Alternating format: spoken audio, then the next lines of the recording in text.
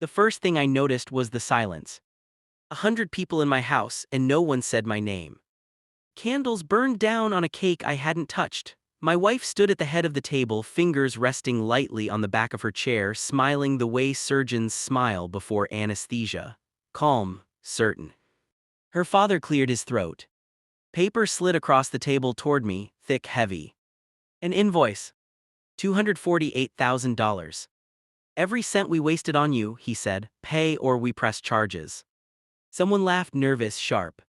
My wife's sister reached over, plucked my car keys from the table like they'd always been hers. Title's already transferred to me, she said. Don't worry, we'll take good care of it. That's when I saw my boss standing near the doorway, avoiding my eyes. He didn't need to speak. I understood. My wife stepped forward then. She didn't raise her voice when she told me we were done. She didn't have to. The room already believed her. Photos came off the walls, our wedding, our trips, me erased in seconds. I stood there, hands empty, mouth closed. I walked out without a word. 4 days later, my phone started ringing. 50 missed calls. Every day. It hadn't started that night. It never does. There were signs, small ones, the kind you dismiss because love trains you to doubt yourself first. Her phone always face down. Password changed twice in 1 month. A new patience with my silences, guilt masquerading as kindness. She stopped arguing. That should have scared me more than it did.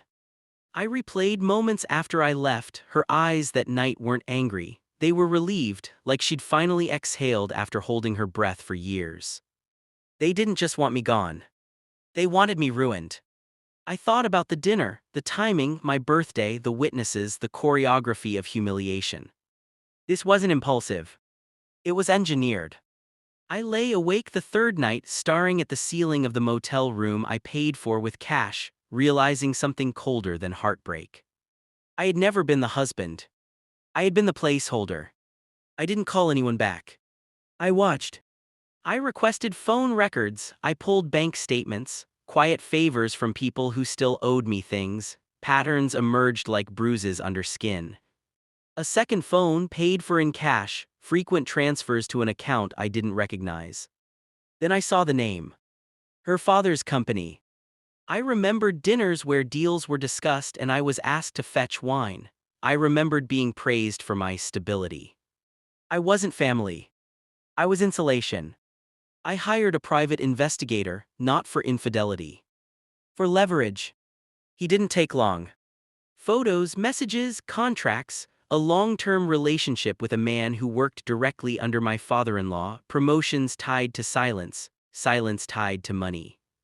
And something else. The bill. It wasn't for me. It was for laundering.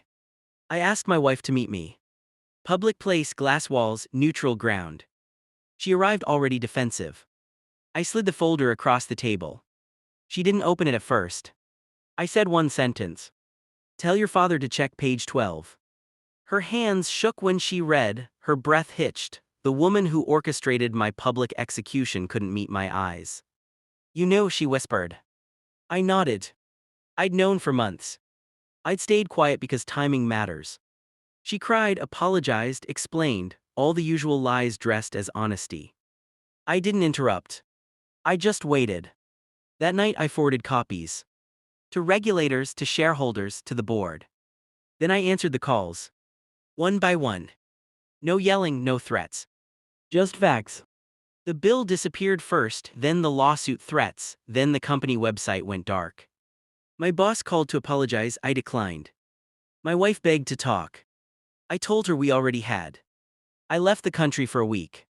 When I came back, her father was under investigation. Her sister's name was on documents she didn't understand. The house was listed for sale.